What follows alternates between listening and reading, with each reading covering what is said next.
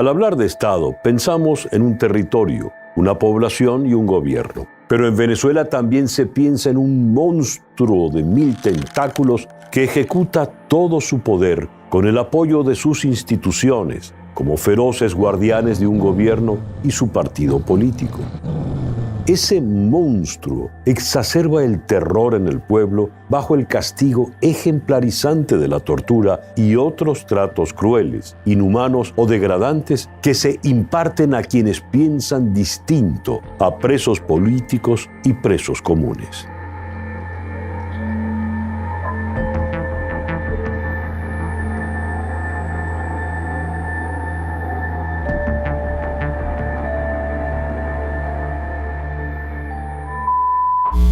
¿Pero se tortura sí o no? Los que torturan van presos. ¿Pero se tortura sí o no? Te vuelvo a preguntar. Te repregunto. Yo respondo como me da la gana. Sí, y yo pregunto como me da la gana. Entonces, los que torturan van presos. Y si te preguntar si hay tortura o no en Venezuela. Los que torturan en Venezuela van presos, no como en México, no como en Colombia, no como en Estados Unidos.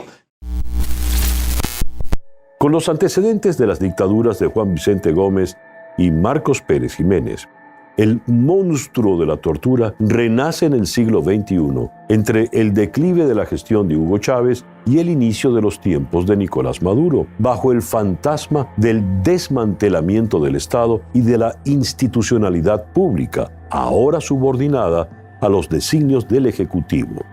Desde los eventos de La Salida en 2014 hasta las protestas de 2017, la represión deviene en un nuevo sistema de violación de los derechos humanos a la sombra de las tumbas del SEBIN, de los abusos del DGCIM y de los operativos de las FAES. Según Provea, 852 personas se reportan como víctimas de tratos crueles, inhumanos y degradantes para el año 2019, además de 1.033 heridos y lesionados por estas causas. En julio de 2019, la Oficina de la Alta Comisionada de los Derechos Humanos de la Organización de Naciones Unidas registró en un informe más de 72 denuncias por supuesta tortura y otros malos tratos respecto de 174 personas detenidas en el contexto de protestas entre 2017 y 2019. En la actualización de julio de 2020, la Alta Comisionada agregó la existencia de lugares no oficiales y desconocidos donde se torturaría a los detenidos, además de las 3 sedes oficiales de cuerpos como el SEBIN y la DGCIM. Una misión de determinación de hechos sobre Venezuela, ordenada por el Consejo de Derechos Humanos de Naciones Unidas, confirmó en septiembre de 2020 la existencia de esos lugares y que tiene motivos razonables para creer que las fuerzas de seguridad sometieron a manifestantes a torturas y tratos crueles, inhumanos o degradantes desde el 2014. Los crímenes de ejecuciones extrajudiciales, desapariciones forzosas y tortura constituyen crímenes múltiples de derechos humanos. Todos ellos, de manera transversal, están vinculados a violaciones al debido proceso, violaciones por supuesto al derecho a la vida y a la integridad personal. Además, muchos de ellos también buscan anular a la persona desde su nombre, desde su identidad y por supuesto generar una serie de violaciones a todas las garantías judiciales mínimas que conllevan el debido proceso y la posibilidad de ser enjuiciado en el marco de garantías judiciales. Es decir, que estamos frente a unos crímenes que el derecho internacional los ha catalogado como muy graves y que por ello en su mayoría son imprescriptibles y pueden constituir, si son sistemáticos, crímenes de lesa humanidad. Ofelia Aguado hoy es la voz de su hermano, William Aguado, quien estaba detenido en la cárcel militar de Ramo Verde, acusado de estar vinculado con el grupo rebelde del ex policía Oscar Pérez. La detención de Aguado se llevó a cabo el mismo día en que Pérez, junto a 6 personas más, fueron ejecutadas extrajudicialmente por organismos de seguridad del Estado. Mi hermano fue detenido en Caracas, específicamente en casa de mi mamá, de nuestra madre.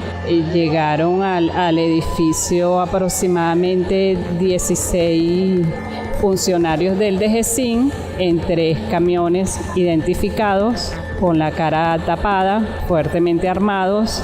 Tumbaron la reja de la casa de mi madre y lo sacaron, lo golpearon. Mi mamá la encerraron en un cuarto, lo golpearon sin ninguna orden de allanamiento.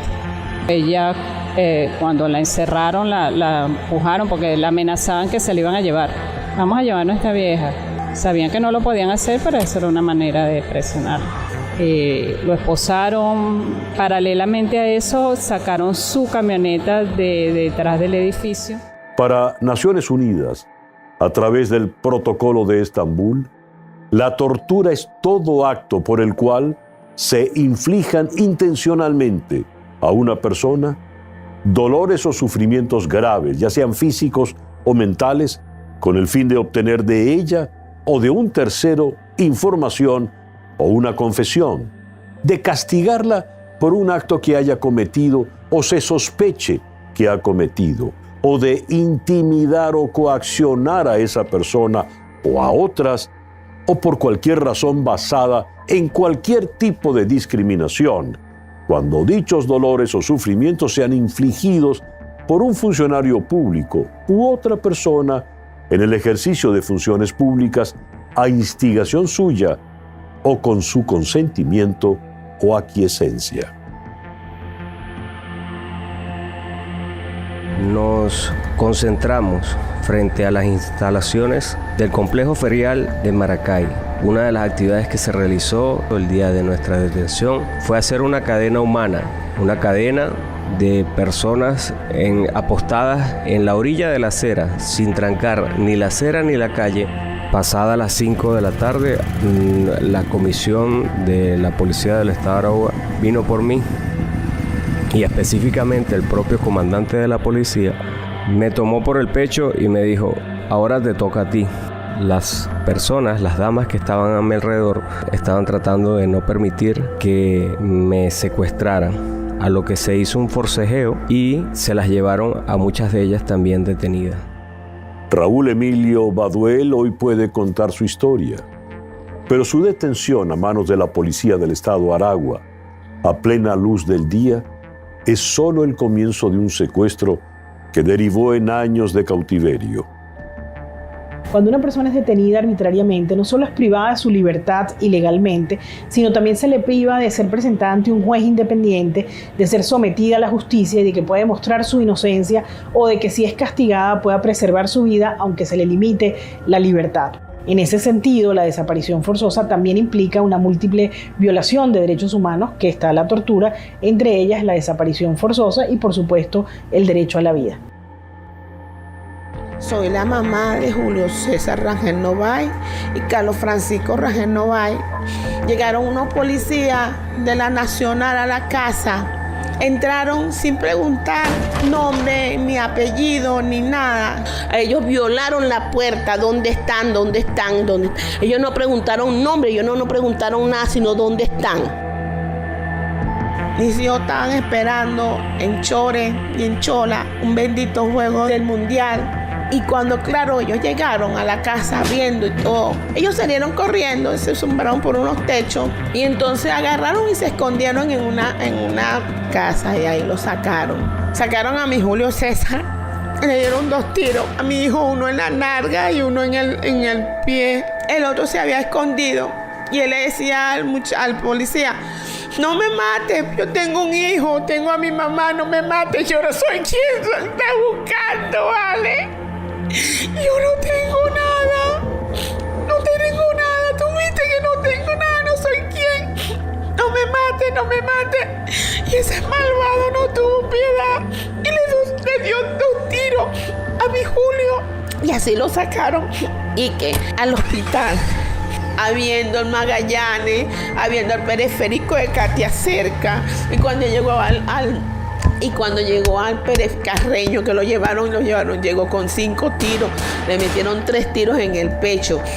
Ajá, pero en el trayecto lo estaban maltratando, lo estaban torturando a mi Julio César. El horror del Estado, hecho imagen en la Policía Nacional Bolivariana, el principal cuerpo de seguridad civil en Venezuela, se ensañó en contra de la familia Rangel Novaes. Pero las ejecuciones extrajudiciales tan solo son el primer paso de una sistemática pesadilla. La tortura. En Venezuela hay una crisis de derechos humanos que ha establecido el Comité contra la Tortura, el Comité de Derechos Humanos de Naciones Unidas y, por supuesto, la Oficina del Alto Comisionado de Derechos Humanos. Esta crisis de derechos humanos ha ido apuntando que hay una serie de patrones que han sido identificados frente a los crímenes de ejecuciones extrajudiciales y casos de tortura. Por ello, es posible que en varios elementos, especialmente en el marco de la represión a manifestaciones y en la Comisión de Programas de Seguridad Ciudadana, especial en los últimos tiempos, puedan identificarse patrones que puedan llevar a concluir que estamos frente a crímenes que podrían constituir crímenes de lesa humanidad. De hecho, yo he dado rueda de prensa hablando de esos temas. ¿De ejecuciones extrajudiciales? Claro que sí, Vladimir, claro. Es un tema, nosotros tenemos una dirección de derechos humanos donde hay un trabajo muy importante sobre todos estos casos que, por cierto, te repito, y te lo quiero anunciar oficialmente, se lo entregaremos cuando llegue a Venezuela la alta comisionada de Derechos Humanos de la ONU, Michelle Bachelet, e igualmente a la propia Corte Penal Internacional, porque este Ministerio Público sí judicializa a violadores de derechos humanos.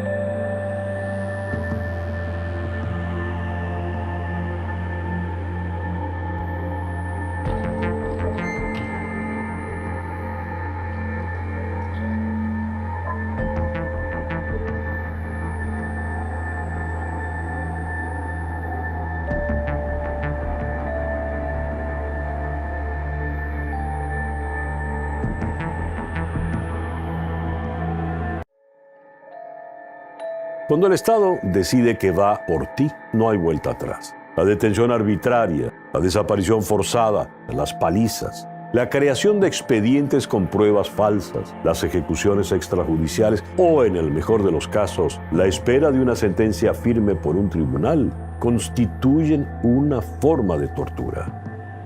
Las siniestras secuelas de este engranaje componen el rompecabezas de nuestro segundo episodio, donde revelaremos el trasfondo de 3 casos.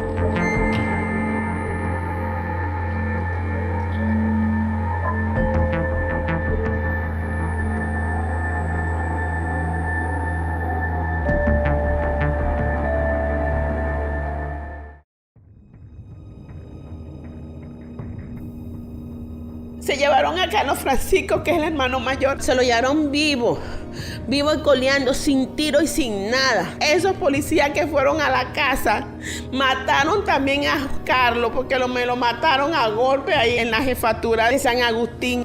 Le amarraron las manos, pero las marcas de sus manos no eran de correa, sino eran de esposa. ¿Cómo los presos van a amarrar a una persona con esposa? Esos son los mismos policías, porque mi hijo vio quién mató a su hermano. Entonces, claro, ellos acabaron con el testigo presencial. Yo tengo la copia de la defunción, golpes severos en la cabeza, una golpiza, sí. Ellos dijeron que estaban en un enfrentamiento. Una persona que está en un enfrentamiento no pide misericordia, no pide. Que ellos llegaron, que ellos hicieron un recorrido motorizado. Te vieron 2 sospechosos y le llamaron la atención. Ellos hicieron caso omiso y ahí se presentó el enfrentamiento. No hay orden de allanamiento, no hay orden de nada. Y lo mataron por pendejo, porque si mis hijos hubieran sido unos delincuentes, créeme los que no estuvieran muertos. No estuvieran muertos ni estuvieran como unos pendejos ahí viendo un juego en Chore. A la señora María Magdalena Novaes Márquez, desde julio de 2018, le ha tocado cargar una pesada cruz sobre su espalda, vivir el asesinato de sus 2 hijos a manos de la Policía Nacional Bolivariana, el principal cuerpo de seguridad civil del Estado venezolano. La misión de determinación de hechos comisionada por Naciones Unidas sobre Venezuela reveló que funcionarios de las FAES, entrevistados por la misión, confirmaron las prácticas de simulación de un aparente enfrentamiento.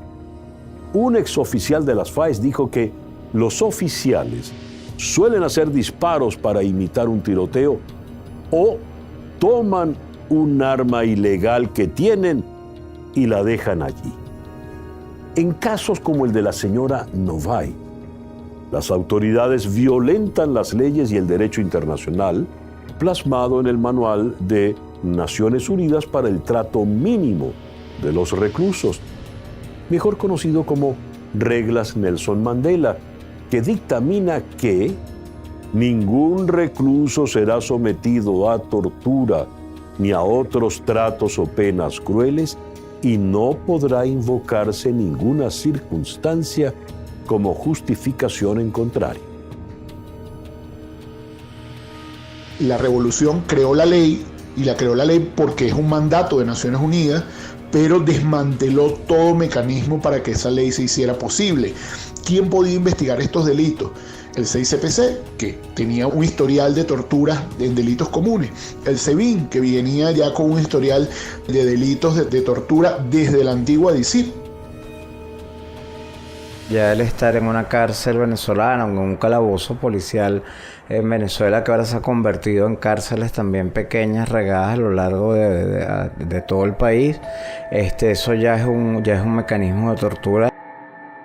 Nos llevaron a un cuarto pequeño en el comando de la Policía del Estado de Aragua. Nos separaron del resto de las personas con las que habíamos sido detenidas. Al día siguiente, al llegar al tribunal, nos encontramos con la sorpresa de que, a pesar de haber sido detenidos a la misma hora y en el mismo lugar, habían separado nuestras causas y las causas policiales las habían también apartado, diciendo que nosotros nos encontrábamos en un lugar en una hora distinta, a lo que empezó la terrible historia del secuestro y opresión de un injusto cautiverio que perduró por más de 4 años. Al salir de ese tribunal en marzo de 2014, apenas comenzaba la historia de Raúl Emilio Baduel. En ese año, Venezuela vivió la primera gran oleada de protestas en contra del gobierno de Nicolás Maduro. Al momento de la detención de Raúl Emilio Baduel, ya habían caído 30 personas en la calle. Y fue en abril de ese 2014 la última vez que la Fiscalía General de la República publicó cifras sobre torturas, tratos crueles, inhumanos o degradantes. Han pasado más de 6 años en los que solo se reportan casos relevantes o la cantidad de investigados, pero no existe una publicación oficial sobre la totalidad de los casos de tortura, tratos crueles, inhumanos y degradantes que ocurren en Venezuela.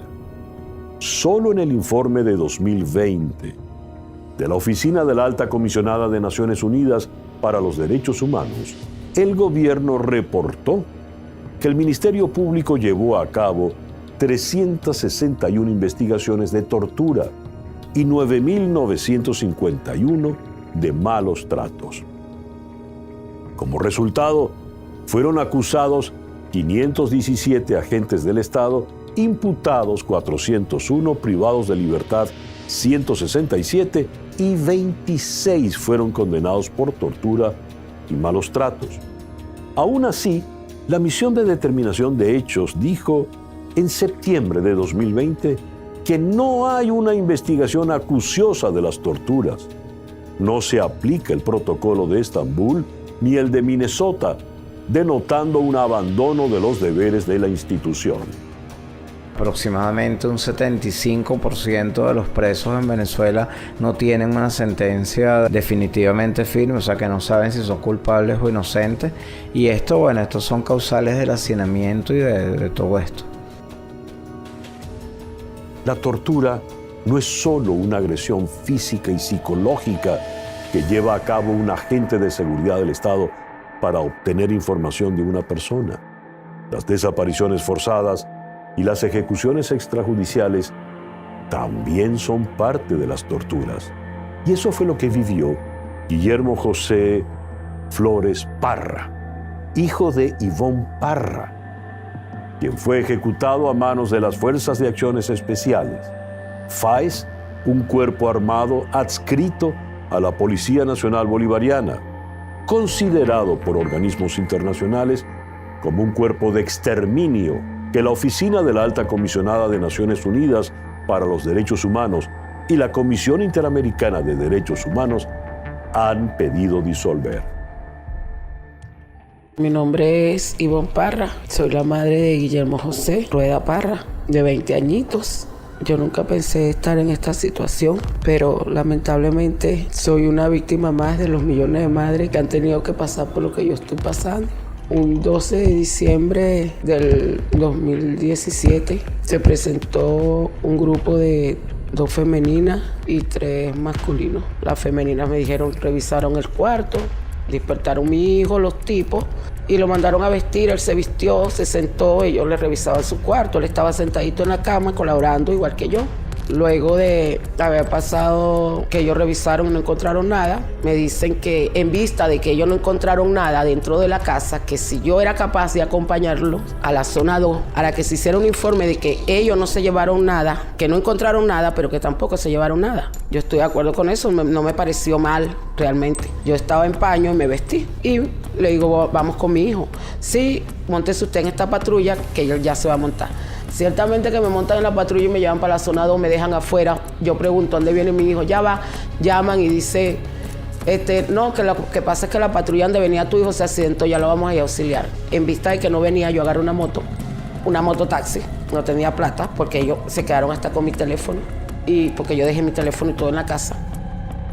Raúl Emilio Baduel fue juzgado por protestar pacíficamente.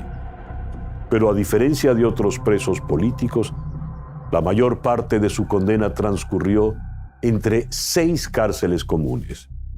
Una de las peores fue la cárcel de Uribana, en el estado Lara.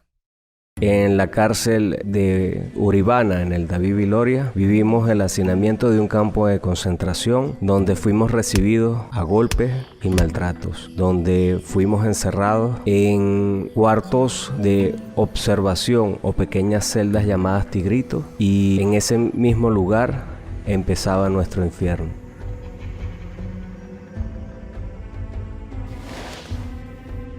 Pasamos el primer mes, nos llegaron a dar comida en la mano, comida caliente en la mano, y teníamos que tirarla al mismo piso donde pasaban las aguas servidas. Estas se rebosaban en los sistemas de letrina, que era un simple hueco en el piso, y al rebosarse pasaban las propias heces, y solamente con agua teníamos que limpiarlas para luego acostarnos en el mismo sitio. También vivimos la tortura de custodios que ponían música alusiva a su parcialidad política, música de izquierda, a todo volumen día y noche para torturarnos. Vivimos la tortura de estar encerrados en ese sitio confinado con gases lacrimógenos. Vivimos la tortura de ser sacados al pasillo para ser contados a golpe de culata de fusil. Vivimos la tortura de ser amenazados constantemente por el pequeño orificio de la puerta encofrada con el cañón de armas largas. Los tratos crueles, inhumanos y degradantes son también un mecanismo de tortura. Tal vez el concepto que le quiere dar la ley nacional, sino también la internacional, que es cuando lo usas para obtener información directa, pero aquí también se tortura a presos comunes. Cuando bajo encuentro mi casa completamente rodeada, que yo no podía entrar y que ya mi hijo lo habían llevado. Yo le dije, ¿pero por qué? ¿Para qué? Bueno, ya me habían matado a mi hijo. Ellos se burlaron de mí, me dijeron que ¿qué haces aquí? Tu hijo debe estar por allá preocupado por ti. Y ya me habían matado mi hijo. Me mataron a mi hijo, lo subieron para el piso de arriba. Yo lo dejé a él en su casa, en su cuarto, la última vez que lo vi. Y me lo mataron fue arriba, en el piso de arriba, lo llevaron para arriba, no sé por qué, en el otro piso de arriba. Y me le dieron un tiro en el pecho. Me lo mataron, me lo llevaron para el hospital periférico, muerto ya. Yo no sabía. Cuando yo lloraba y gritaba, le decía que por qué, una de las mujeres me dijo, pregúntale a Freddy Bernal. Llórele a Freddy Bernal. Si esa es su política de Estado, acabar por la delincuencia con grupos de exterminio como la OLP y ahora el FAES, háganlo público. De una vez, pongan las leyes de las penas de muerte, de una vez de derecho, no de hecho, porque así como lo están haciendo son violaciones de los derechos humanos, son crímenes de lesa humanidad. El 4 de julio de 2019, la alta comisionada de Naciones Unidas para los Derechos Humanos, Michelle Bachelet, publicó un informe luego de realizar una visita oficial a Venezuela. En el punto 78 detalló, miles de personas, principalmente hombres jóvenes, han sido matadas en supuestos enfrentamientos con fuerzas estatales en los últimos años. Existen motivos razonables para creer que muchas de esas muertes constituyen ejecuciones extrajudiciales perpetradas por las fuerzas de seguridad, en particular las FAES. Estas muertes violentas requieren una investigación inmediata para asegurar la responsabilidad de los perpetradores y las garantías de no repetición. En su informe de 2020, la alta comisionada ratificó estas denuncias. Sus enviados en el país documentaron tan solo entre el 1 de enero y el 31 de mayo 38 ejecuciones extrajudiciales. Por otra parte, la misión de determinación de hechos comisionada por Naciones Unidas examinó 140 operaciones de la OLP entre 2015 y 2017, que dieron lugar a la muerte de 413 personas, en ocasiones con disparos a quemarropa. También investigó 16 casos de operaciones policiales, militares o conjuntas que dejaron 53 ejecuciones extrajudiciales, además de otros 2.552 incidentes en los que se produjeron 5.094 muertes por fuerzas de seguridad. En Venezuela, en vez de Estado de Derecho, lo que se ha hecho común desde hace años son las torturas. Todo el apoyo para ustedes, logístico, físico, todo el apoyo para el FAE en su labor diaria de darle seguridad al pueblo de Venezuela. ¡Que viva el FAE!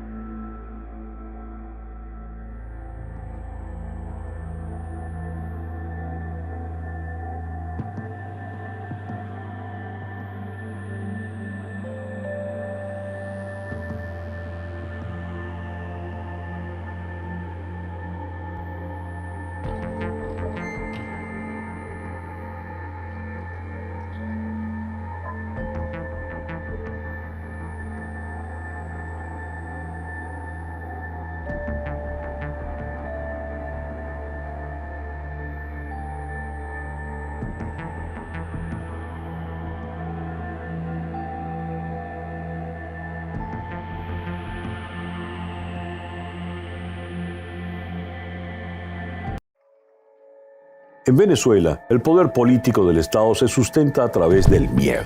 Según la ONG Foro Penal Venezolano, 15.447 personas fueron detenidas por motivos políticos entre enero de 2014 y julio de 2020.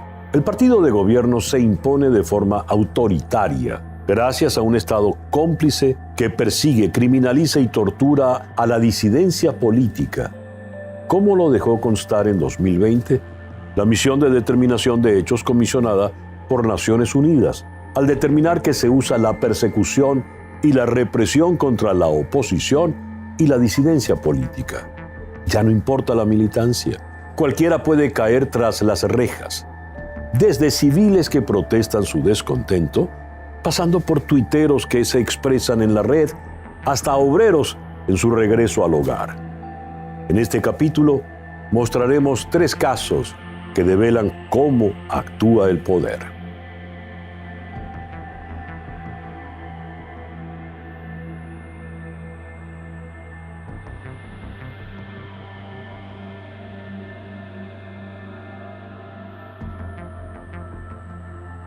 Pedro Berríos es un ciudadano colombiano que, como millones de sus connacionales, hizo vida en Venezuela. La noche del 29 de agosto de 2016, en un operativo policial de la temida Operación de Liberación del Pueblo, OLP, fue detenido por no portar papeles de residencia. Desde entonces estuvo 3 años preso junto a 58 colombianos más por una orden presidencial. En la zona norte de Caracas, en Manicomio, capturamos un campamento de paramilitares colombianos con 92 colombianos allí a 500 metros de Miraflores hace 2 días.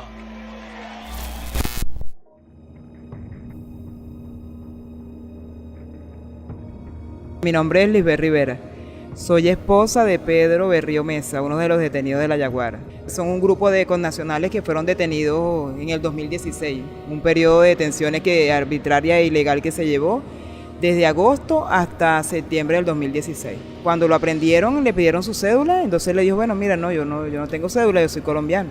Entonces uno de los funcionarios le dice que debe abordar la patrulla y entonces le dice, pero ¿para dónde me llevan? Entonces le dice, no, estás detenido por indocumentado y vas a ser llevado a Maripérez. Entonces ella al final le dice que se monte en la patrulla y que se calle porque él cumple con el prototipo de hombre que están buscando para ese entonces. En Venezuela no solo los hombres van presos por razones políticas, las mujeres también sufren en carne propia todo tipo de tortura física y psicológica. La Misión de Determinación de Hechos de Naciones Unidas sobre Venezuela concluyó en su informe de septiembre de 2020 que a los detenidos se les amenaza con violencia y violaciones sexuales, que se concretan incluso como patrones de humillación y de maltrato, no solo a mujeres tanto como a hombres, sino a sus familiares y personas cercanas. Betty Grossi estuvo recluida por más de 2 años en la cárcel política conocida como el Helicoide. De tortura psicológica, sí es el tipo de tortura que hay discriminación con respecto al género. Un ejemplo bien claro y bien presente que me tocó vivir fue la violación sexual que fue sometida una detenida por parte de un funcionario que estaba a cargo del interrogatorio. Pudimos escuchar claramente, ya que la oficina se encontraba en la parte superior de la celda, cómo procedía a violarla. Y un hecho que después pudimos tener la oportunidad de cerciorar con la víctima. Es un mensaje que está claro, es un crimen que pudiéramos vivir cualquiera de una de nosotras si ellos consideran que nos merecemos tal castigo. La Oficina de la Alta Comisionada de Naciones Unidas para los Derechos Humanos ha registrado que en Venezuela se tortura a las mujeres. Lo ha ratificado una misión independiente de determinación de hechos por mandato del Consejo de Derechos Humanos de Naciones Unidas. El informe de la alta comisionada Michelle Bachelet de 2019 dice que su oficina documentó casos de violencia sexual y de género contra mujeres y niñas durante su detención, en particular por efectivos del SEBIN y de la DGCIN, así como por oficiales de la Guardia Nacional. Las mujeres entrevistadas dieron cuenta de agresiones físicas tales como arrastrarlas por el pelo y tocamientos inapropiados, amenazas de violación, desnudez forzada e insultos sexistas y de género, con la finalidad de humillarlas y castigarlas, así como para extraerles confesiones. La alta comisionada señaló además, en julio de 2020, que hay diversos problemas de discriminación que afectan específicamente a las reclusas, tales como el de disponer de menos oportunidades de visitas familiares, las restricciones de acceso a los servicios de saneamiento necesarios para satisfacer las necesidades de higiene y atención de la salud sexual y reproductiva específicas de su género, y menos actividades recreativas y de capacitación, siendo estas últimas menos variadas. O sea, es todo un cuento de terrorismo, y unos videos y las videollamadas por Skype, y al final la acusación formal que teníamos era divulgación de información falsa. Por un caso en el 2010, que el día antes de la elección de la asamblea, nos detienen en mi carro con unos flyers que teníamos una campaña del movimiento estudiantil que se llama Chávez Miente. O sea, por esa razón nos detuvieron, y ese expediente siempre estuvo ahí. O sea, no sé, como a la espera para usarlo para algo más. Y el presidente Santos, por orden presidencial, nos entrega. Estando allá, detienen a Loren en Bogotá, el 4 de septiembre. Y lo llevan hasta el puente Simón Bolívar y lo entregan al SEBIN. Al día siguiente, yo doy una rueda de prensa en Cúcuta, en el centro comercial Ventura Plaza, en la parte de afuera, y justo después de la entrevista, me detienen. No nos dejaron notificar a los abogados, no nos presentaron en tribunales, no teníamos orden de captura por el gobierno venezolano. O sea, rompieron tratados internacionales, o sea, se les olvidó todo el protocolo, todo el reglamento. Y nos entregaron a Loren el 4 de 2005 en el puente Simón Bolívar. La peor parte de estar allí en Mari Pérez fue que duraron 15 días detenidos en esa platabanda. A la intemperie del sol, la lluvia, el sereno, todo. Ahí dormían en el piso, hacían todas las necesidades allí, en esa platabanda. Conversando con uno de esos funcionarios de Mari Pérez, nos enteramos que eso había sido orden presidencial, porque el mismo funcionario nos dijo: muévanse, busquen de hacer todo lo posible porque sus maridos van a ser presentados como paramilitares. Eso es una orden presidencial. En Venezuela tenemos una realidad fatídica, además, y muy compleja, en la cual muchas de las personas que son objeto de tortura y detenciones arbitrarias son objeto de un señalamiento previo por el canal del Estado. Entonces son casos que nosotros documentamos, donde hay un patrón definido de siembra de evidencias, de simulación de hecho punible, para reducir a la persona, tenerla encarcelada. Al final recibimos una llamada, yo creo que era un funcionario, que nos dice que a ellos los van a llevar entonces a Centro de Dispersión Vehicular La Yaguara, que ya por la hora no podíamos llegar allá porque ya era tarde, que el día siguiente fuéramos temprano a llevarle comida y cualquier cosa que necesitara. Después el Tribunal 27 emite un fallo, ¿verdad?, donde dice que esos connacionales deben ser dejados en libertad plena y absoluta por conseguirlos inocentes. O sea, no había armamentos, no había nada que demostrara que ellos eran paramilitares ni nada. O sea, ese fallo lo da el Tribunal 27 de control. Ese fallo lo da el 21 de septiembre del 2017, el cual nunca se llevó a cabo. Nunca fueron puestos en libertad. Eso también se le hizo caso omiso. Pasó por debajo de la mesa. Sí han recibido maltrato psicológico, porque siempre están con la cuestión de que estos malditos colombianos, que se mueran de hambre, a veces no le quieren pasar la comida, no quieren dejarnos entrar a la visita y todas esas cosas. Porque en aquel tiempo que hicieron toda esta redada, habían personas de otras nacionalidades y fueron puestas en libertad. Porque la orden fue detener colombianos indocumentados para presentarlos como paramilitares. Eso nos lo dijeron los funcionarios mismos en Mari Pérez, que esa había sido la orden. El 29 de junio de 2019, los últimos 59 hombres y mujeres de nacionalidad colombiana que continuaban presos fueron deportados a su país, mientras el gobierno enarbolaba la benevolencia como el fundamento de la decisión. Fueron 3 años de cárcel y de ser señalados sin pruebas de paramilitarismo. 3 años de vida perdidos, cuya resolución significó el destierro del país donde hicieron familia.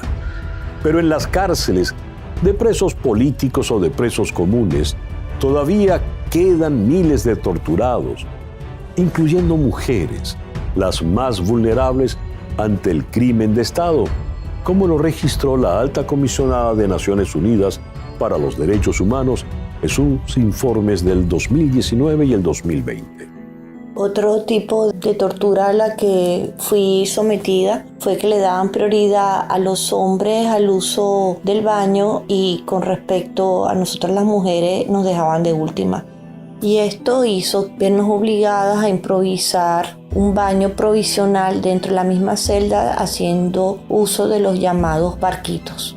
Sencillamente son potes plásticos de botella que se cortan, se usa como urinario, y otro que es el uso del periódico y bolsa para hacer las necesidades fisiológicas. Aparte de la privación y el aislamiento de no saber por qué me encontraba allí y de no conocer de mi familia, yo necesitaba el acceso del uso de toalla sanitaria y me fue negada. Aparte que fueron 6 días que también nos negaron el derecho del aseo personal. Sencillamente no nos permitieron bañarnos. Otro tipo de tortura psicológica era cuando se hacían las requisas. Nos exigían a todas salir al corredor del helicoide con mirada hacia la pared y con las manos también contra la pared. En alto venía una funcionaria sin ningún tipo de respeto a tocarnos todo el cuerpo. Yo me sentí en ese momento violada. Fue bastante humillante haber sido tratada de esa manera. Cuando me entregan a mí, me llevan al aeropuerto de Santo Domingo, en San Cristóbal, y aquí me traen para el aeropuerto La Carlota. De ahí me llevan, o sea, sin yo saberlo, sin estar notificado de nada. O sea, el SEBIN me traslada hasta el edificio que tienen en Plaza Venezuela y me llevan hasta el 5º piso hacia abajo de sótano, ¿okay? Que tienen un sitio que ellos mismos le dicen la tumba, que es un pasillo con 7 celdas y una pequeña área donde se reciben la visita. Me llevan para allá, me toman la foto, me desnudan. El mismo procedimiento fue con Loren, pero horas antes, ¿no? Y me introducen en una de las celdas. Ojo, estoy ahí. Todavía mi familia no sabe nada. Los abogados, el equipo, nadie sabe nada. O sea, lo que se sabe es que nos entregaron. Cuando Colombia lo entregó al régimen venezolano en 2014, Gabriel Valles comenzó un involuntario andar por el modelo de castigos del chavismo. Acusaciones públicas desde el poder, desaparición forzada, implantación de pruebas, encarcelamiento y no presentación judicial. Gabriel Valles estuvo 5 años preso sin ser llevado a un tribunal. Nunca vio a un juez, pero sí conoció una moderna sede diseñada para la tortura: la tumba.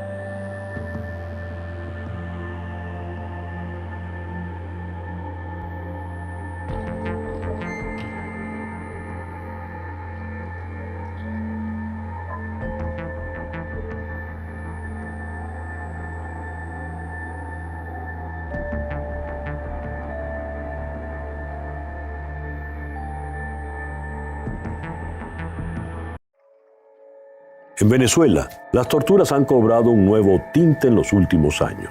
Las palizas, las desapariciones y las ejecuciones siguen siendo parte del repertorio, pero un juego más sofisticado y macabro ha instaurado el gobierno de Nicolás Maduro. Pisar y pisar sin matar, reducir y doblegar la psique de sus víctimas, preponderar el maltrato psicológico por encima del físico, un diseño moderno de la tortura. En este capítulo profundizaremos en la historia de 3 de sus víctimas. Ese laboratorio está a cargo del Servicio Bolivariano de Inteligencia Nacional, SEBIN, en su sede de Plaza Venezuela, Caracas. Por años, el máximo jefe del SEBIN fue el mayor general Miguel Rodríguez Torres, quien más tarde se convirtió también en un preso político de Nicolás Maduro. Y durante la dirección de Rodríguez Torres, ese edificio de la ciudad capital pasó a ser la sede principal del SEBIN. Luego de las manifestaciones antigubernamentales de 2014, la estructura pasó a ser conocida como la tumba.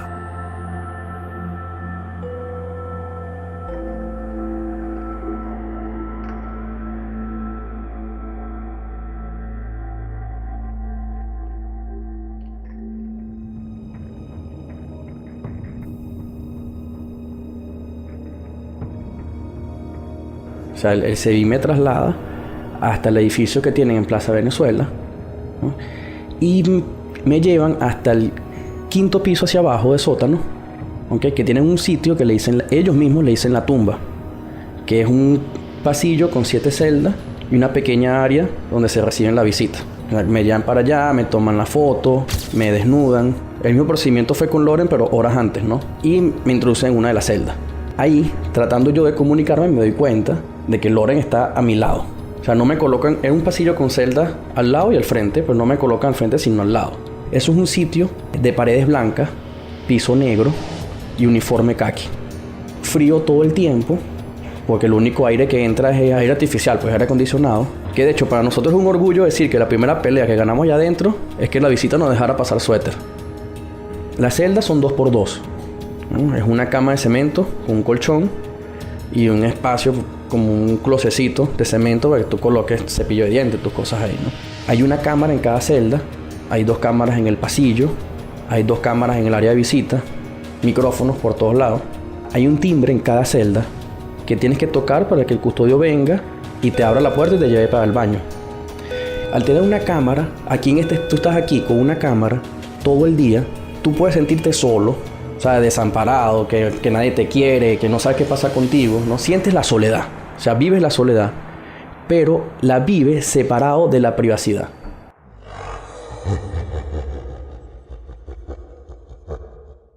En la tumba, junto a Gabriel Valles, también se encontraba su compañero político Loren Saleh. Ambos fueron detenidos por la misma causa. Ante la opinión pública, el gobierno de Nicolás Maduro los acusó de terroristas, pero en el expediente judicial solo reposa un señalamiento por divulgación de información falsa que causa zozobra. Durante más de 4 años nunca se realizó la audiencia preliminar de Loren Saleh. Fue suspendida 52 veces. 2 de sus 4 años en cautiverio, Loren Saleh estuvo en la tumba. Allí, una de las pocas personas que pudo verlo fue su abogado Juan González. Loren Saleh durante 8 meses solamente podía hablar con su mamá cuando lo visitaba y con sus abogados cuando lo visitaban. Ni siquiera podía comunicarse con Gabriel Valles, que era el otro detenido que estaba allí. No tenían reloj. Era imposible saber si era de día o era de noche. Eso es verdad lo que se dice, que el metro de alguna manera era la referencia que tenían sobre el día y la noche.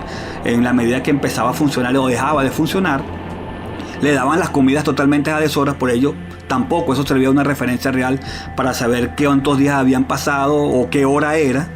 Posteriormente pareciera que los funcionarios de inteligencia se dieron cuenta que estaba pasando algo mal con la salud de Loren Saleh, al extremo que trató de suicidarse. Nosotros hemos indagado, en algunos casos un tema muy delicado. En principio, una vez me dijo que era que él pensó que estaba muerto, y una manera de confirmar si estaba o no estaba era cortándose, y se cortó los brazos para saber si estaba vivo. Y otra ocasión sí fue desesperación, o sea, ya era frustración, ausencia de comunicación con nadie, y se guindó con una sábana.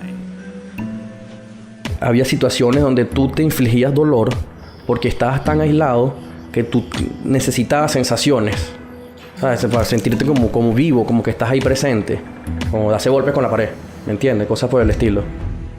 En la tumba es todo un proceso de vejaciones que no son especializados en lo físico, sino en lo psicológico. Es como un sitio de tortura blanca, o lo que dicen tortura blanca, ¿no? La alta comisionada de Naciones Unidas para los Derechos Humanos, Michelle Bachelet, considera que el gobierno ha utilizado las detenciones arbitrarias como uno de los principales instrumentos para intimidar y reprimir a la oposición política y cualquier expresión de disensión, real o presunta. Según registró la Misión de Determinación de Hechos en septiembre de 2020, los organismos de inteligencia sometieron a disidentes, tanto hombres como mujeres, a violencia sexual, incluyendo violaciones con partes del cuerpo u objetos y amenazas de violación sexual al detenido o seres queridos, desnudez forzada, así como palizas y descargas eléctricas en genitales. Ya casi al año tuvimos que hacer una huelga de hambre para demostrarles a ellos de que éramos hasta capaces de perder la vida, pero que no nos íbamos a prestar a lo que ellos, o colaborar a lo que ellos quisieran, pues. Ojo, y nosotros decíamos que estábamos prestos a colaborar diciendo la verdad, Después de la huelga ya se humanizó un poco la cuestión, ya no dejaron tener sillas, ya yo podía tener lápices, colores, hojas. El tema de los colores también es importante. Es otra cosa que no se percibe tanto aquí porque los ves todo el tiempo. Eso fue, la presión para poder pasar un libro, una revista, para poder ver colores, ¿no? Ya desde ahí comienza esa pelea para poder pasar lápiz, papeles, colores, y poco a poco ahí nos fuimos dando. O sea, fue un descubrimiento tan importante para mí eso que yo salí y estoy estudiando arte. Yo soy ingeniero en informática. Durante 8 meses ni siquiera se le permitía que tuvieran libros. O sea, estaban en unas condiciones, lo que llaman aislamiento celular. Ni los funcionarios ni le contestaban los buenos días para hacerle una referencia. De hecho, nosotros tomamos como disciplina visitarnos porque vimos que era necesario que ellos socializaran un poco más. Luego de estar más de 2 años presos, en octubre de 2016, por presiones de la Iglesia Católica y sus familiares, Gabriel Valles y Loren Saleh fueron trasladados al Helicoide, otra sede del SEBIN. A partir de ese momento, Valles y Saleh serían testigos de torturas menos sofisticadas que las que ellos mismos sufrieron en la tumba. Torturas más enfocadas en la agresión física que en el daño psicológico. El análisis de la misión de determinación de hechos sobre Venezuela, de los relatos de exdetenidos, indica que entre 2014 y 2018, la tortura se cometió en presencia o bajo la supervisión de funcionarios de mayor rango, incluido el jefe de la Dirección de Investigaciones Estratégicas y otros comisionados de alto rango de esta dependencia. En ese lugar sus condiciones de reclusión cambian. Primero, imagínese usted estar en un sótano donde apenas oye el sonido del aire acondicionado o de su interlocutor cuando hablaba con su compañero de celda, a pasar a un sitio abarrotado de personas detenidas. Al principio ni siquiera podían dormir porque el murmullo de las personas hablando no les permitía dormir. Tenían que llevarle tapones para el oído para que durmieran. Cuando lo fui a visitar, y nunca se me olvidará, por primera vez al Servicio Bolivariano de Inteligencia Nacional, llegó y se me acercó y me dice: doctor, míreme. Y yo, ¿qué te veo? Estoy sudando. Se dio cuenta que tenía, hasta antes de llegar al helicoide, tenía más de 2 años sin sudar, porque estaba sometido a unas temperaturas bajísimas por el aire acondicionado. En el helicoide se ve un trato descomunal, horrible. Bueno, o sea, todos los tipos de presos que hay ahí. O sea, políticos, comunes, militares, porque hay de todo un poco ahí en el helicoide, ¿no? Tienen sitios específicos donde torturan a la gente y le tienen nombres y todo. Ellos tienen un área que le dicen Guantánamo, que es como decir la sala pequeña de un apartamento, ¿no? Y tenían 40, 50 personas ahí sin un baño. En el 2018 fue que le hicieron un bañito a esa gente. Hay gente que tiene ahí 10 años, viviendo una rutina, está en un sitio donde no tienes un baño. Había un sitio que le decían El Bañito, que en la hora de visita fungía como baño para la visita. Pero cuando no era visita, era un sitio que fungía como una habitación de tortura. O sea, agarraban diferentes tipos de presos, ¿no? Y para sacar la información, ya sea política, ya sea tema de plata, lo que fuera, ellos allá adentro emplean diferentes técnicas. Tenían tablas para darle tablazo a la gente. Tenían un método que te colocaban una bolsa de supermercado y te echaban insecticida. Yo no pasé por esa situación, pero vi gente que pasó por esa situación.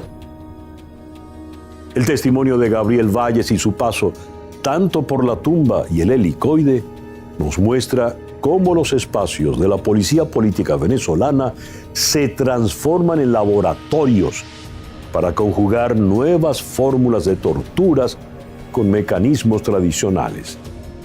Allí los detenidos son sometidos a largos periodos de aislamiento y en condiciones inadecuadas.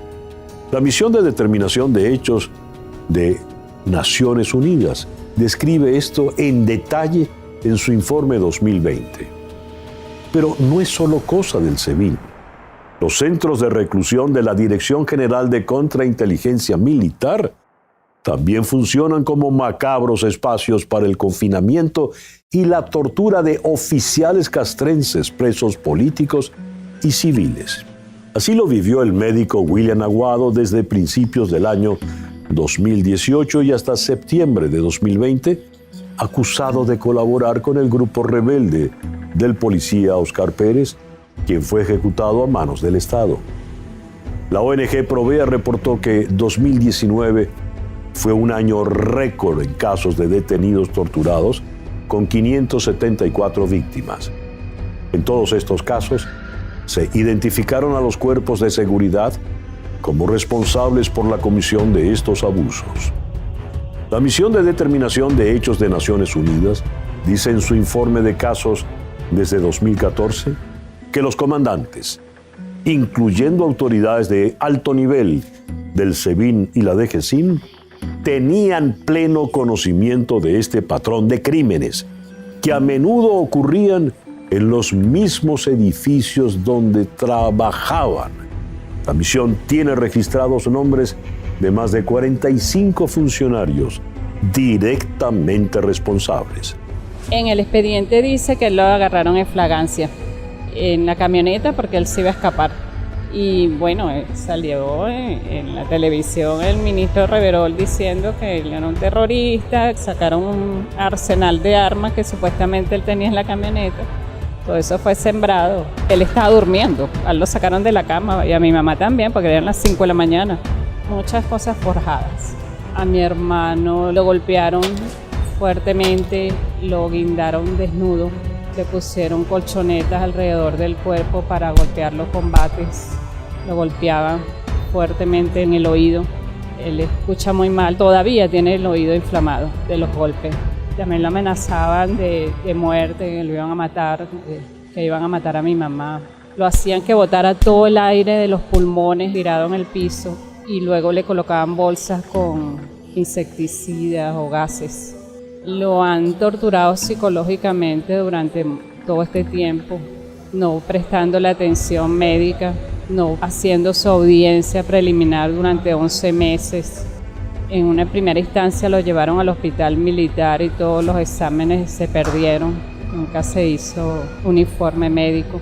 Hay muchas formas de tortura. Yo creo que ya se las han aplicado todas. Mientras William Aguado estuvo preso en esa cárcel controlada por la Fuerza Armada y esperando por un juicio, al menos otros 300 civiles y militares estaban recluidos en la sede de la Dirección General de Contrainteligencia Militar. En la DGCIM, ubicada en Boleíta, al este de Caracas, las torturas han hecho disparar las alarmas internacionales, especialmente tras el asesinato del capitán Rafael Acosta Arévalo, un militar preso que, en teoría, estaba a buen resguardo.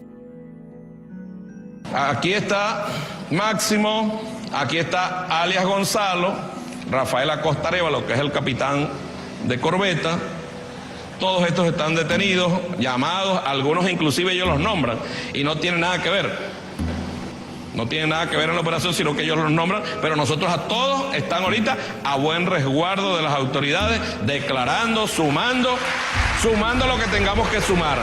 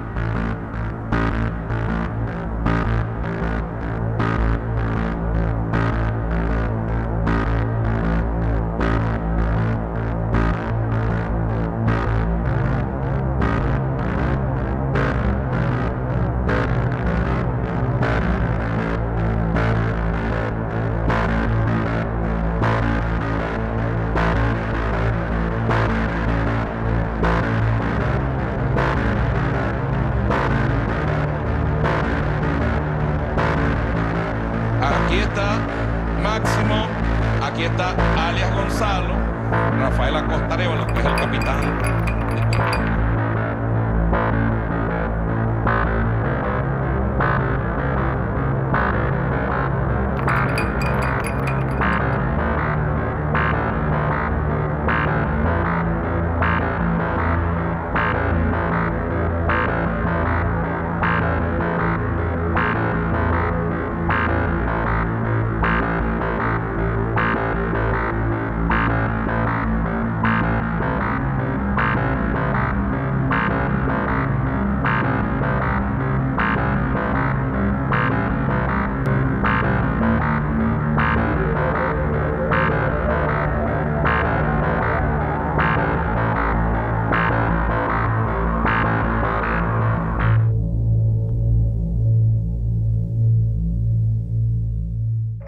Todo lo que suene a crítica o disidencia en Venezuela es castigado. La primera acción que toma el régimen venezolano es la calificación. La más utilizada, ser llamado traidor a la patria. La persecución, la fabricación de expedientes y la tortura son los próximos pasos a seguir. Una fórmula que se recrudece si en vez de civiles y políticos hablamos de militares. El Estado y sus tentáculos ejecutores de torturas no perdonan a los militares, los ven como los máximos traidores. Un castigo que vivieron los dos protagonistas de este capítulo y que a uno le costó su vida. Aquí está Máximo, aquí está alias Gonzalo, Rafael Acosta Arévalo, que es el capitán de corbeta. Todos estos están detenidos, llamados, algunos inclusive ellos los nombran y no tienen nada que ver. No tienen nada que ver en la operación, sino que ellos los nombran, pero nosotros a todos están ahorita a buen resguardo de las autoridades, declarando, sumando lo que tengamos que sumar. Recordemos que el capitán Rafael Acosta Arévalo es detenido por una comisión de la Dirección General de Contrainteligencia Militar el 21 de junio, al momento que se encontraba entre la ciudad de Guarenas y Guatire. En ese momento, conforme al acta policial, el capitán Acosta Arévalo es detenido por unos funcionarios quienes relatan que al momento en que el capitán Acosta Arévalo se percata de la situación de los funcionarios, la presencia de los funcionarios, sale corriendo. Y luego lo someten estos funcionarios de inteligencia y lo detienen. Posteriormente, el 26 de junio, vemos un programa de televisión que se transmite los días miércoles a un representante, un actor político del país, manifestando que el capitán Acosta Arévalo estaba a buen resguardo. Y no es sino el 28 de junio, es decir, una semana después, a pesar que el Código Orgánico Procesal Penal establece que cualquier persona que es detenida debe ser presentada ante los órganos competentes, entiéndase ante el tribunal, las 48 horas siguientes, no es sino una semana después cuando es presentado ante el Tribunal Militar Tercero de Control con sede en el Fuerte Tiuna. Al momento que el capitán Acosta Arévalo llega ahí producto del traslado de una comisión de la Dirección General de Contrainteligencia Militar, ingresa a las sedes tribunales en silla de ruedas, con ningún tipo de capacidad motora. Recordemos que el acta policial, como lo referí anteriormente, señala que iba corriendo cuando lo detienen, es decir, que tenía perfecta capacidad motora. La Oficina de la Alta Comisionada de Naciones Unidas para los Derechos Humanos, en la actualización de su informe sobre Venezuela de julio de 2020, registró 110 casos correspondientes a 63 militares y 47 civiles, y afirmó que los agentes de la DGCIM recurrieron de forma notable a métodos de tortura para obtener una confesión, información e intimidar y castigar a los detenidos. En particular, el informe destaca que casi todas las personas detenidas por la DGCIM fueron sometidas a desaparición forzada, en lapsos que variaban entre los 7 y 40 días posteriores a su detención y antes de ser llevadas ante el juez, e incluso algunas de ellas estuvieron incomunicadas durante 40 días más luego de ser presentados en tribunales. La misión de determinación de hechos comisionada por el Consejo de Derechos Humanos de Naciones Unidas también registró la actuación de la DGCIM en arrestos, detenciones y torturas a oficiales militares, y detalla que ese organismo ha utilizado cada vez más instalaciones no oficiales o clandestinas. La misión documentó 24 casos de tortura que tuvieron lugar en esas instalaciones entre 2018 y 2019 y pudo identificar 6 de esos sitios. Entre las torturas o tratos crueles aplicados estarían golpizas, aislamiento forzado, negación de alimentos, agua o atención médica, esposamiento por largos periodos de tiempo, descargas eléctricas o amenazas sobre ello, golpes excesivos hasta romper costillas, simulaciones de ejecución, cortes en plantas de pies, ahogamientos simulados, la llamada tortura blanca, colgamientos, asfixia parcial con capuchas o carpetas amarradas con cintas plásticas, entre otros métodos. Los casos examinados por la Misión de Determinación de 2020 sugieren que los métodos utilizados por las agentes del DGCIN para infligir dolor han evolucionado desde 2014.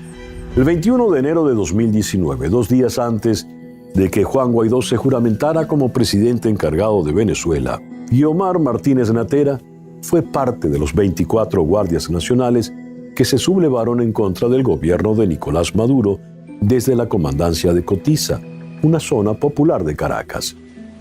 Aunque luego pasó a estar preso en la cárcel de Ramo Verde, al principio estuvo recluido en la sede de la Dirección General de Contrainteligencia Militar, donde fue víctima de torturas, tal y como lo expresa su madre, Betsaida Natera. Cuando yo vine a verlo, yo estaba en Oriente, pude viajar. Él fue detenido el 21 y yo lo vine a ver después de 15 días. Todavía mi hijo tenía los morados de los golpes, cual fue producto. Porque allí donde él fue sometido a tortura, a ellos le ponían en las muñecas para que no se le marcaran las esposas, como los guindaban, fueron sometidos, les ponían, me dijo él, que le pusieron en la cabeza como un casco, algo que tenía como puya, algo que él sentía que todo se le iba a estallar. Y hubo un momento que él perdió el conocimiento, porque cuando les ponían eso les hacía perder el conocimiento, porque les ponían, era como corriente, tenía como corrientes. En los días que tuvieron allí en el DGCIN fueron sometidos, todos los días del mundo los torturaban. Cuando no les caían a tablazo, les daban golpes, los guindaban, los metían en sótanos, los tenían en oscuridad. Todos los días que tuvieron allí en el DGCIN, no hubo un día que no les hicieran algo. Les ponían vendas, los vendaban, los sacaban, que ellos no sabían para dónde los iban a llevar. Y ahí era donde los golpeaban, les daban con tabla por las partes de los glúteos, les daban patadas por el estómago, les daban patadas, y él dice que fueron sometidos a series de torturas horribles, que él a veces lo que hacía era pedirle a Dios. La DGCIN se ha convertido en el nuevo centro de torturas de Venezuela. La ONG Provea publicó que en 2019 la DGCIN se ubicó en el segundo lugar de instituciones con más denuncias de torturas. De los 40 casos registrados que reúnen a 574 víctimas, 124 de ellas señalaron directamente a este cuerpo de seguridad de ser responsable de esta violación a los derechos humanos. La Misión de Determinación de Hechos de Naciones Unidas examinó en 2020 77 casos en los que personal militar y asociados fueron torturados bajo la custodia de la DGCIN. Provea también identificó que al menos 199 casos de torturas se registraron en la sede de la DGCIN entre enero de 2018 y septiembre de 2019. En ese periodo, una persona falleció luego de haber sido sometida a ella. En 2019, este organismo estuvo involucrado en 132 casos de violaciones a la integridad personal, lo que incluye desapariciones forzosas, detenciones arbitrarias, torturas y otros tratos crueles, inhumanos o degradantes, así como negación de alimentos y otros derechos. En 3 casos investigados en 2020 por la misión designada por Naciones Unidas, la DGCIN perpetró actos de violencia sexual o de género contra los militares detenidos durante los interrogatorios para degradarlos, humillarlos o castigarlos. Una cruenta realidad que le tocó padecer al capitán Rafael Acosta Arévalo y que puede atestiguar su abogado Alonso Medina Roa. En ese momento, en la silla de ruedas, él, la expresión que usa es auxilio, auxilio, auxilio. Y le manifiesta a uno de los abogados que lo ayude a pararse, cosa que fue imposible porque no tenía capacidad de movilidad en ninguna de sus extremidades. En ese momento, el abogado trata de darle un poco de agua y fue imposible que pudiera ingerir cualquier tipo de bebida. Ahí se genera un diálogo muy corto entre el capitán y la defensa, donde simplemente entre las pocas cosas que llega a afirmar es haber sido víctima de salvajes torturas en una unidad de la DGCIN que queda en una zona montañosa a las afueras de Caracas. Acto seguido, el abogado le informa al tribunal las condiciones en las que se encuentra el capitán Acosta Arévalo, situación que genera que el juez se traslade a observar y, por supuesto, alarmado por las condiciones en las que se encontraba el capitán Acosta Arévalo, ordena su traslado inmediato a lo que se conoce como el Hospitalito, que es el Hospital Militar Vicente Salia, ubicado en el Fuerte Tiuna. Antes de realizar ese traslado, el capitán se desvanece, se desmaya en la sede de tribunales, en las puertas de la sala de audiencia. Ahí lo trasladan de forma inmediata a este hospital, donde conforme al acta de función fallece a las 8:45 de la noche. Ahora, es difícil explicarle a una madre, a una víctima, a un hijo, que su familiar ha sido torturado o ha sufrido tratos crueles e inhumanos. Creo que es una conducta reprochable, independientemente de cualquiera de las dos circunstancias establecidas en ley, que debemos revisar. Es un tema que pareciera ser que forma parte de la genética de los organismos policiales. Es un tema histórico, no es algo nuevo en esta era. La variante, si se quiere, es la tolerancia que ha habido y, si quiere, el conocimiento público, en el cual no ha generado ningún tipo de reacción por parte de las autoridades competentes. Esta masificación de la tortura, evidentemente, que nos genera mayor ruido en estos momentos. ¿Y por qué? Porque, como bien lo refería, hay una sistematización de esta conducta, y yo creo que uno de los elementos fundamentales es la aceptación por los altos mandos de cada uno de los organismos donde se ejerce la tortura. Al no haber reacción, evidentemente que hay continuidad. Quien ejerce el liderazgo es el que va, esa es la acción que van a seguir los subalternos, la del líder del movimiento. Si el líder tortura, evidentemente que los subalternos también van a torturar. Recordemos que es reciente la ley contra la tortura y tratos crueles e inhumanos, la cual no se aplica, es letra muerta, particularmente en los casos de los presos políticos. El capitán de corbeta Rafael Acosta Arévalo fue asesinado a manos de sus captores.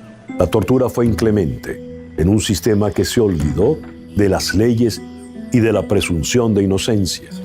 Ni siquiera pudo ser acusado formalmente, pues murió antes de su presentación en tribunales. Tras las rejas, Guiomar Martínez Natera sigue vivo, pero Betsaida Natera nos cuenta que su hijo recibió una visita insospechada mientras era torturado. La tortura que les hacía, me cuenta mi hijo, que les preguntaba quiénes están detrás de esto. Es más, hasta le nombraron a Juan Guaidó. Cuando a él lo visitó Nicolás Maduro, le preguntó a él que si detrás de todo esto, que cuánto le estaban pagando. Y en ningún momento ellos, no, a nosotros no nos está pagando nadie, a nosotros nadie nos está dando nada, nosotros somos nosotros porque estamos mal, fue lo que ellos expresaron, estamos mal. Nuestro sueldo no nos alcanza, tenemos familia, no tenemos, nosotros todos hablaron y se lo dijeron a ellos porque fue Nicolás Maduro con Cilia, con otros altos mandos militares a interrogarlo para sacar la información, pero ellos en ningún momento, porque eso fueron ellos los que hicieron eso, fueron ellos molestos por todo lo que se está viviendo, por todo lo que está viviendo Venezuela, porque se están muriendo la gente en los hospitales por falta de medicamentos. Para nadie es un secreto de que aquí en este país no hay medicina, no hay alimentos, y el que tiene acceso a los alimentos no tiene una buena alimentación porque el dinero no alcanza para tener una buena alimentación. Las torturas, los tratos crueles, inhumanos y degradantes son violaciones a los derechos humanos que no causan ningún tipo de disgusto para el gobierno que encabeza Nicolás Maduro. Al contrario, en Venezuela, la tortura, lejos de ser castigada, puede ser premiada. Llamados, algunos inclusive ellos los nombran y no tienen nada que ver. No tienen nada que ver en la operación, sino que ellos los nombran, pero nosotros a todos están ahorita a buen resguardo de las autoridades.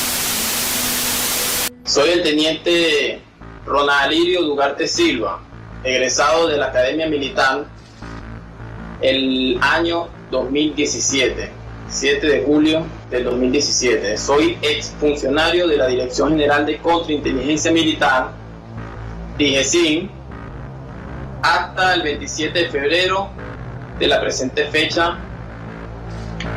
2019. Durante mi permanencia en el DIGESIM ocupé varios cargos, pero uno de ellos, y más importante, fue desempeñar servicios en la División de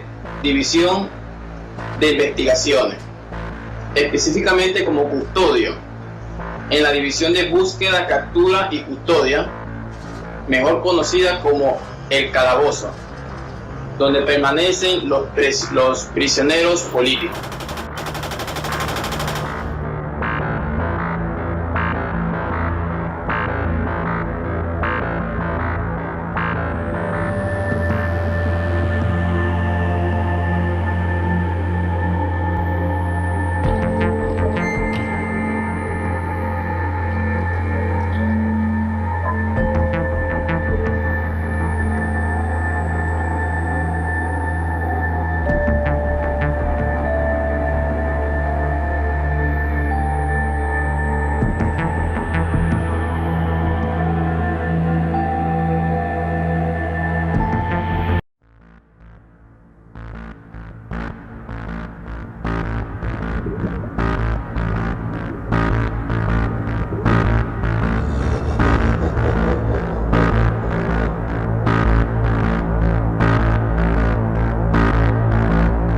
La tortura no solo se aplica a una persona en particular.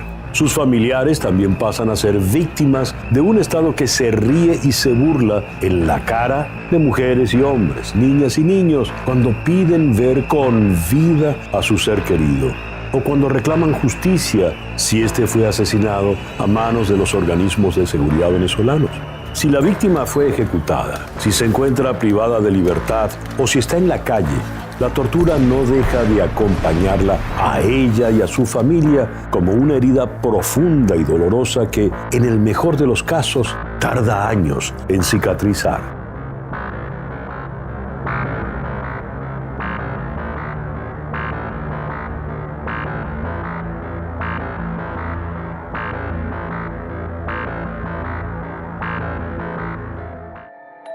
Él salió de la casa como a las de 7 a 9 de la mañana, con la moto espichada.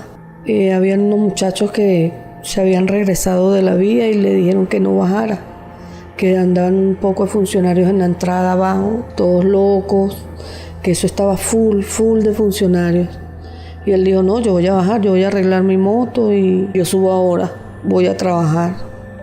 No subió, no pasaron ni 5 o 10 minutos cuando me habían llamado que me lo habían matado. Yo no entiendo si aquí no hay pena de muerte, ¿por qué me mata a mi hijo? Ya tengo 2 años en esto y todavía sigo esperando. Parece que la moto se perdió. Le pedí las cosas de mis hijos, de mi hijo, lo que llevaba él, que era el casco, el alicate, todo eso se perdió. Ellos se reían de mí porque yo le decía cosas a ellos, porque me habían matado a mi hijo. De broma conoció a su hija. Su hija tenía 1 mes de nacida. No pudo ni reconocerla. Luego del asesinato de Gilbert Sosa Arellano, su mamá, Carmen Arellano, no solo tiene que hacerle frente al dolor de haber perdido a su muchacho. Más de 2 años después todavía seguía acudiendo a las instalaciones del organismo que acabó con la vida de Gilbert, el Cuerpo de Investigaciones Científicas Penales y Criminalísticas, CICPC, a preguntar por la moto de su hijo y las demás pertenencias que él llevaba consigo el día que perdió la vida. En todo este tiempo, Carmen Arellano solo ha recibido burlas y humillaciones, mientras que la moto sigue sin aparecer. Los abusos del Estado y la opacidad de las instituciones encargadas de impartir justicia en torno a acusaciones de actos de tortura se han convertido en una adversidad que de forma rutinaria las víctimas y sus familias deben enfrentar. No en vano, el informe publicado por la Oficina de la Alta Comisionada de Naciones Unidas para los Derechos Humanos en julio de 2019 se dio a conocer que la mayoría de las víctimas de las violaciones de los derechos humanos no han tenido un acceso efectivo a la justicia y a una reparación adecuada. Además, pocas personas presentan denuncias por miedo a represalias y por falta de confianza en el sistema de justicia. Cuando lo hacen, las autoridades no investigan o no llevan a cabo investigaciones prontas, efectivas, exhaustivas, independientes, imparciales y transparentes. Ellas se han enfrentado a múltiples obstáculos, entre ellos la renuencia de los fiscales a recibir sus denuncias y la denegación del acceso a la información y a medidas de protección y apoyo psicosocial. Guillermo José Rueda Parra, de 20 años de edad, fue víctima de la tan temida Operación de Liberación del Pueblo, OLP, una política implementada por el Estado venezolano que se ha traducido en uno de los mayores actos de violación a los derechos humanos a los que se han visto sometidas las comunidades más humildes y de menos recursos del país. A Guillermo lo fueron a buscar a su casa y fue su mamá, Ivonne Parra, quien le abrió la puerta a sus asesinos. Ella jamás imaginó que entre esos policías estaría el homicida de su hijo. A las 6 de la mañana, 2 mujeres y 2 hombres de la Policía Nacional Bolivariana tocaron a la puerta de su casa. Hicieron que ella saliera de su hogar y con un disparo en el pecho ejecutaron de forma extrajudicial a Guillermo. Yo quiero hacerle un llamado al fiscal general. No sé si yo le estoy haciendo un llamado al verdugo, no sé. Pero le quiero hacer un llamado, que esa constitución, esas leyes que él dice respetar tanto, que lo haga.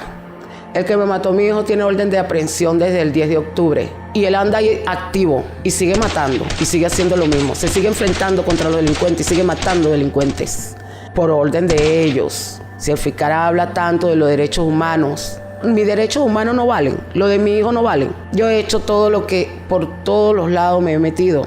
La Defensoría del Pueblo, defensor del pueblo, me tiene que defender. No defendieron a mi hijo, defiéndame a mí. Yo sé que no me lo van a revivir, pero yo quiero que se haga justicia, se lo debo a mi hijo. Para mí es doloroso cada vez que tengo que revivir este momento.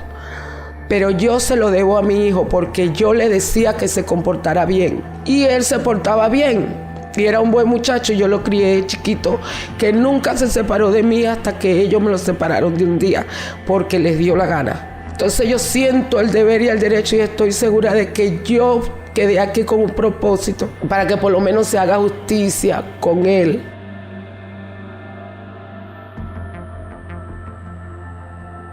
Para los familiares de las víctimas es muy importante la reconstrucción de la memoria colectiva, pero en lo individual es muy determinante que se sepa la verdad de lo ocurrido para ellas también sentir una mínima reparación en cuanto al proyecto de vida de su ser querido, que ya no puede defenderse en el caso de las ejecuciones extrajudiciales, porque en muchas ocasiones son criminalizados a través de medios de comunicación, de la versión oficial, etc. Entonces, poder ellas contar su verdad siempre va a ser reparador para ellas, pero también reparador para la sociedad en su conjunto. Xiomar Martínez Natera es uno de los 24 guardias nacionales que se rebeló en contra del gobierno de Nicolás Maduro el 21 de enero de 2019 en la sede de la Guardia Nacional Bolivariana ubicada en Cotiza, una barriada popular de Caracas. Desde ese día la vida le cambió no solo a él sino a su madre, Betsaida Natera, quien se divide entre visitar a Xiomar en Caracas y cuidar a sus nietos en el interior del país. Yo ahorita estoy con el problema que no duermo. Ya me acuesto y a las 3 de la mañana ya estoy despierta y no duermo más. Estoy comiendo, no asimilo lo que me como y pendiente pues porque son 3 niños que también, aunque su mamá está allá, pero son 3 niños que yo también los tengo, porque yo también, los niños están viviendo en la casa y para mí eso es una preocupación porque ellos me llaman, abuelita, ¿cuándo te vas a venir? Vente. Y están, o sea, yo le digo, no puedo irme todavía, papá, no puedo irme. Y les digo que no me puedo ir. Yo casi todos los días me comunico con ellos. Están con su abuelo allá nada más. Y entonces para mí, bueno, las dos cosas me preocupan, me tienen... Pero le pido mucha fortaleza a Dios, que me dé mucha fortaleza porque es fuerte lo que estamos pasando. William Aguado es un médico cirujano que fue sacado de su casa a puñetazos y patadas, sin importar que estuviera presente su madre, una persona de tercera edad. Eso ocurrió en la madrugada del 15 de enero de 2018, cuando fue secuestrado por un grupo de agentes de la Dirección General de Contrainteligencia Militar. El gobierno venezolano le acusó de formar parte del grupo rebelde del ex policía Oscar Pérez, pero nunca tuvo oportunidad de defenderse. Una situación que afectó a toda su familia, tal y como nos cuenta su hermana Ofelia. Mi mamá se ha ido desmejorando de salud, no duerme, no come. Además de que él era su médico, que le trataba todas sus cosas. Entonces, ella también ha sufrido eso de que no tiene atención médica durante todo este tiempo, porque se niega a que la vea otro médico, toda la familia. Hemos sufrido trastornos del sueño, ansiedad. Esto es un golpe muy duro. Primero, pues somos sumamente unidos. Segundo, es tu familiar, es tu hermano. Sabes que lo tienen ahí, sabes lo que está pasando, lo que está sufriendo, la injusticia. Cuando no hay reacción, cuando no hay sanción y cuando al contrario es aplaudido, cualquier funcionario puede entender que ser torturador le resulta mejor que formarse o hacer carrera con transparencia en su organización. Yo vengo señalando desde hace unos días que el tema de las torturas no solo genera efectos hacia la víctima, sino que también genera profundas heridas sociales. Creo que uno de los temas que más nos debe preocupar y que nos debe llamar a la revisión, ¿qué está pasando con la tolerancia a la tortura? ¿Por qué el incremento de los torturadores? ¿Qué está pasando con la formación de nuestros funcionarios?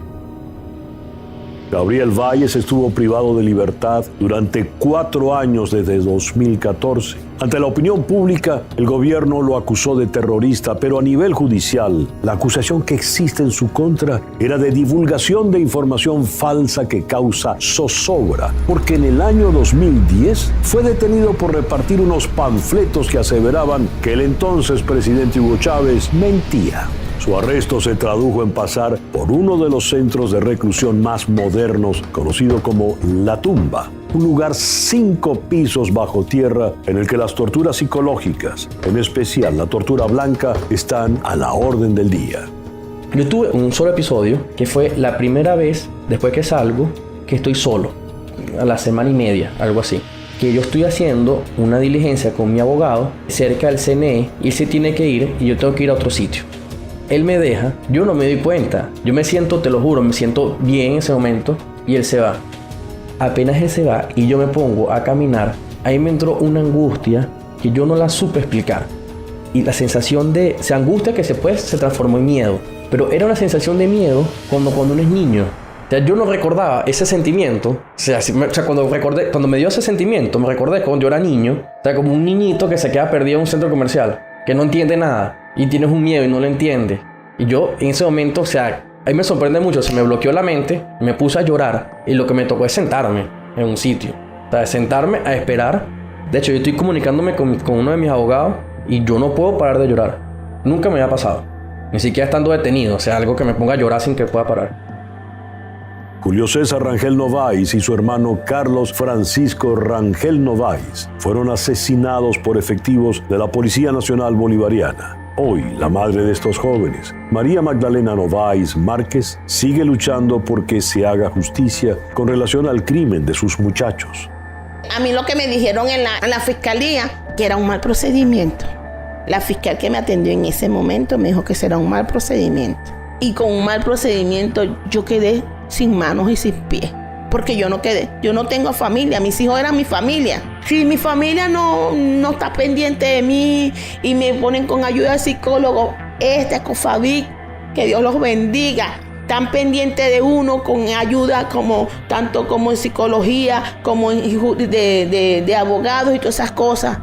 Yo me hubiera quitado mi vida, porque ¿qué hago yo sin mis hijos? ¿Qué hago yo? Dime tú, ¿qué hago yo? Yo sigo siendo madre, ¿ve? Entonces, desde ahí me estoy enfrentando sola, porque no quiero que nadie me esté acompañando, porque yo misma soy. Así como yo los parí a ellos solos, así yo misma voy a hacerle la diligencia a ellos sola. Hasta que yo le limpie su nombre a ellos, porque los pusieron así, así, así, porque como hablan, como el papel aguanta todo. Pero el que sabe de mis hijos soy yo.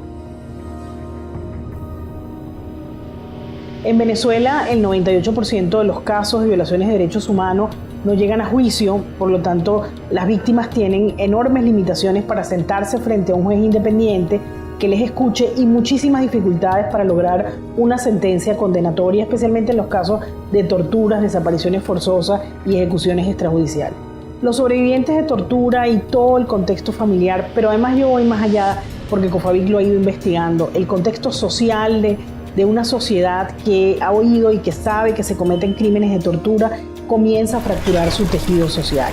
Y eso genera una afectación directa en el proyecto de vida de las víctimas, de lo que ha sido su ilusión de vida, pero por supuesto también en la creación del proyecto de vida de la sociedad. Por eso es que es tan importante la reconstrucción de la memoria histórica, la posibilidad de que la verdad de las víctimas sea conocida, sea visibilizada, para especialmente no se repitan los hechos, pero también para que su dignidad y de alguna manera la sociedad repare la situación que les llevó a vivir este tipo de crimen.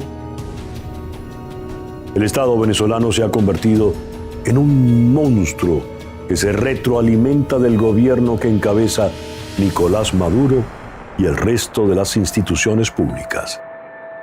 La misión de determinación de hechos enviada por Naciones Unidas concluyó que tanto Nicolás Maduro como su ministro de Defensa, Vladimir Padrino López, y de Interior, Néstor Reverol, ordenaron o contribuyeron a la comisión de delitos de lesa humanidad.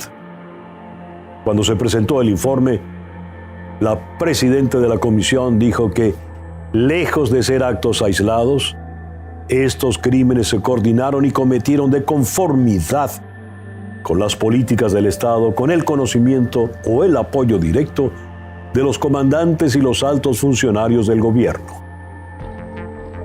Es un monstruo que se regenera y que concibe nuevos tentáculos, nuevos funcionarios públicos, policías o militares serviles que aplican torturas de forma directa o indirecta a presos comunes y presos políticos. Las denuncias de Naciones Unidas y organizaciones defensoras de los derechos humanos, junto a los testimonios de las víctimas y familiares de personas torturadas hasta la fecha, no han logrado frenar la proliferación de este mal. Una política de Estado que abre una grieta en la sociedad venezolana y de donde emerge el monstruo que busca imponer el terror y el miedo como una forma de dominación que prevalezca en la cabeza de los venezolanos y en sus hogares. Esta es Venezuela, la república que tortura.